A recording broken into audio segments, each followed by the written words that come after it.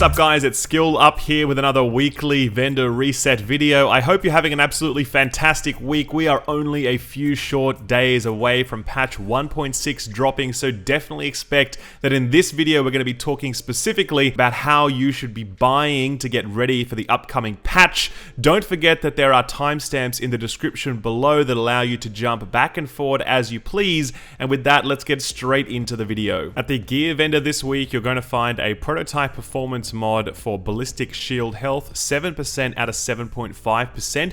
Just FYI, anyone that's running the defense gear set is definitely going to want to start using Ballistic Shield health mods come patch 1.6, specifically because Skillpower scaling has significantly changed the health of your shield, and legendary difficulty and the heroic incursion enemies do hit a lot harder. So there have been some changes to that gear set that do require you to be able to take more damage for longer, because your SMG will essentially be dealing less damage overall. But long story short, these mods are going to be almost must-have come patch 1.6. At the Dark Zone gear vendor, there's a really nice double-barreled sawed-off shotgun here. It's brutal, destructive, and vicious. Of the three, you may want to consider getting rid of vicious, given that you're probably not stacking a lot of critical hit damage when you're using a double-barreled shotgun. Regardless, it's a really nice roll in terms of just damage-focused talents, so pick that up if you want a bit of power in your back pocket. The last one here that, I don't know, I'm not sure if I can call this the purchase of the week yet, but I can say that this is an exceptionally well-rolled electronics mod. It's 265 out of 267 in the electronics stat, and it's 3,307 bonus skill power out of a max of 3,335. So it's like in the 98th percentile roll range. It's really, really strong. And it's also a very sought after mod in patch 1.6, given that we are not looking to roll armor in these major attribute slot. We're looking for things like health or crit chance maybe if you want that, or skill power. It's definitely one of the more desirable options. If you haven't got 4 of these mods, it is almost impossible that you will get a better skill power focus mod in the future, so grab it now. At the advanced weaponry vendor in the base of operations, we have our Recon and our Cassidy. All I will say on these is that their damage rolls this week are fairly strong. They're not exceptional, they're not the best we've ever seen, but they certainly are quite good. Just to be really clear, this is the last week that you will be able to buy these weapons, the Recon, the Cassidy, and the Centurion, with credits. Next week, come the patch, they will be available for Phoenix credits from a different vendor. They're going to be a hell of a lot harder to get because of the fact that they have that Phoenix credit requirement. They are going to have different talents on them, obviously, but yeah, if you want to pick them up now, I'd really strongly recommend doing it because you want to try and avoid spending your Phoenix credits when you can.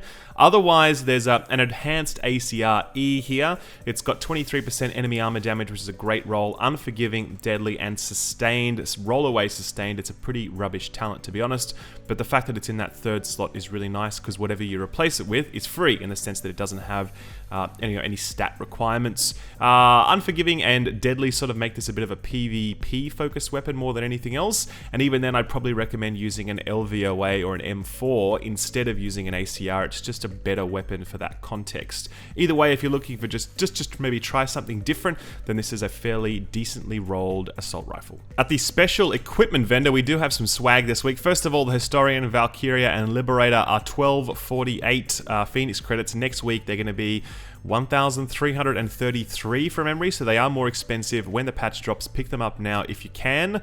There's an enhanced AUG A3P here. It's rolled with accurate, which you definitely don't need on an AUG because they're already very stable and the reticle is very easily managed at the optimal range. It's got destructive, which is obviously a great talent in PvE, still a very useful talent in PvP, but certainly a lot less so, given the fact that people are not able to stack armor in patch 1.6.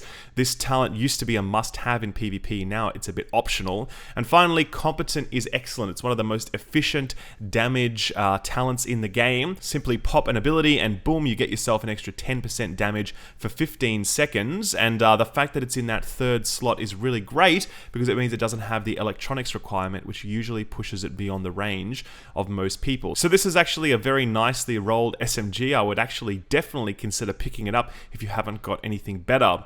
There's a lightweight M4 here as well. It's rolled accurate, vicious, and self-preserve. Now, 22% armor damage is decent. We've got 17.2k per bullet damage. That will be different for you because it scales on your firearms. I get that question every week, and I always say it every week, but there it is. Accurate is not a bad talent on this gun because it does have a fair amount of reticle spread when you sort of those long patterns of fire that you achieve. Your reticle does get quite large, so it is useful. Vicious is quite situational, especially if you're using it in PvP. You're very rarely staying above 2 segments of health, so you may want to get rid of that. And self-preserved is highly reliant on having lots of crit stacked on this weapon, which you probably would do, to be honest with you, given that enemy armor damage isn't quite as potent in PvP as it used to be. Overall, I would say this is a decent M4, but it's not exceptional. Check yours out, see if it's any better, and pick it up if it is. There's also a whole bunch of gear on sale here, but as I've said before, I'm not going to be talking about it. A lot of these stats are going to change with patch 1.6, so I'm just going to show you a quick screen of them now. You can pause it if you want to have a bit more of a look at them. I'll start talking about this gear in more detail when patch 1.6 finally lands.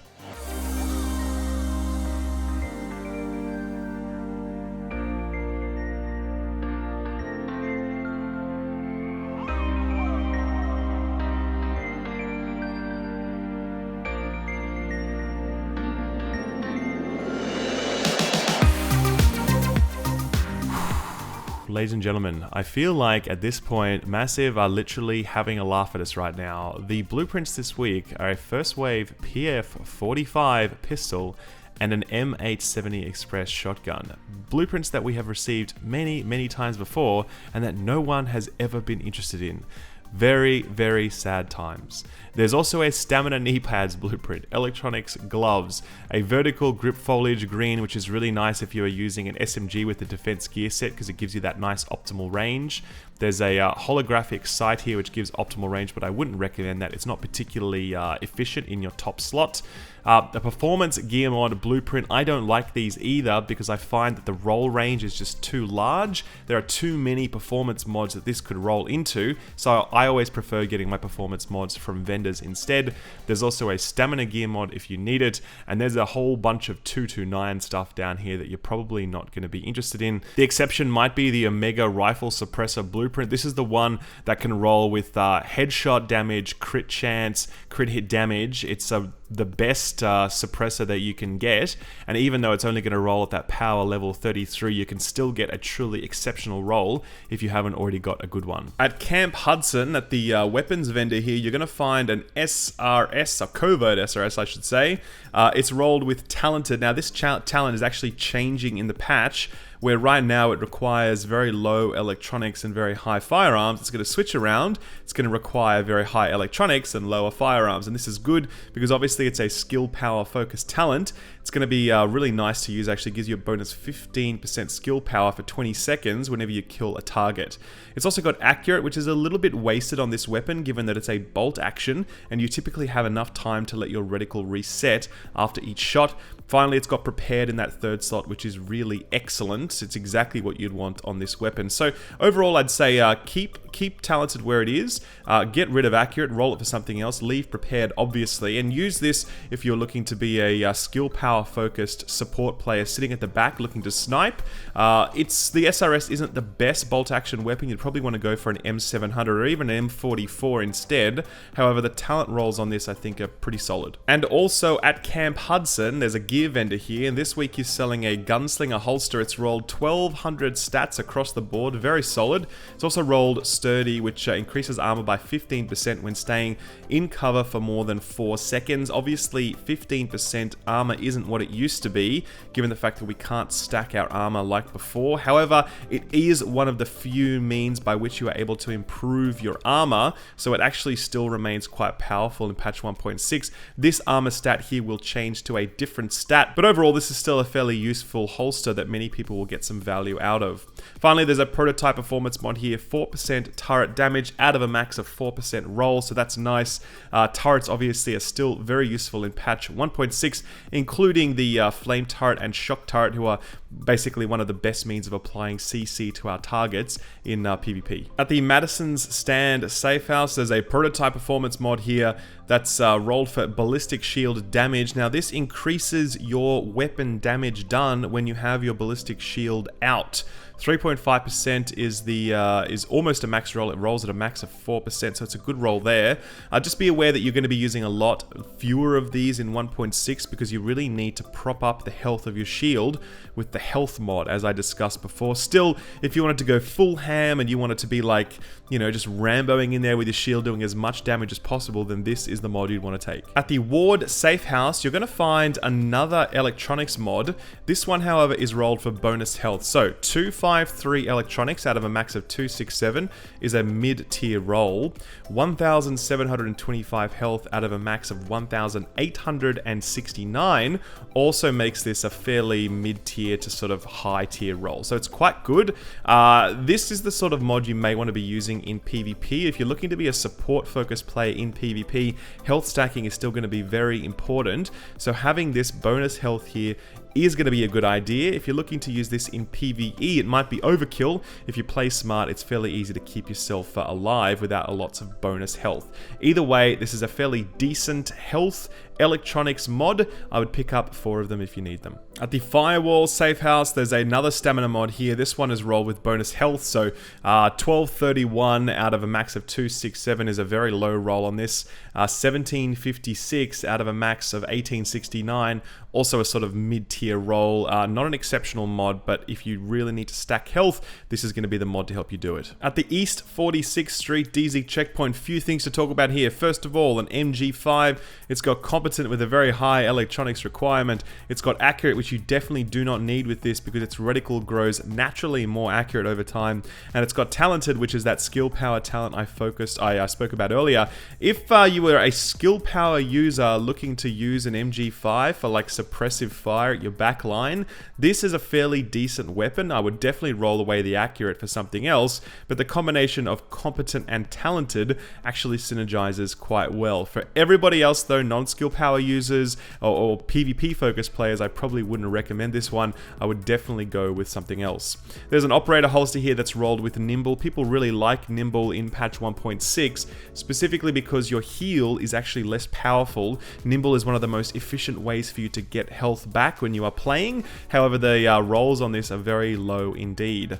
There's a prototype performance mod here as well that's rolled for 5% support station healing speed, which is actually a max roll. Again, this is a really nice mod to have. The Reclaimer gear set is very powerful now. You're going to see a lot more support stations in both PvE and PvP, and this is the mod that many of them will be running with. At the East 42nd Street DZ checkpoint, there is a pair of Savage gloves here. It's rolled 1132 stamina, which is very low. It has marksman rifle damage base, which you can easily get rid of. It's got critical hit chance and critical hit damage, both of which are really nice. It's a pretty average pair of gloves, but if you're desperate for a Savage pair, then there you go. At the East 31st Street DZ checkpoint, there's a prototype performance mod here that's rolled for Seeker Mine damage, 3.5% out of 4%. Seeker Mines have taken big nerfs in patch 1.6, however they are still usable. If you are looking to run them, then this is the mod you are going to want. At the 5th Avenue DZ checkpoint, the other mod that Reclaimer users might be interested in is the Support Station Range mod.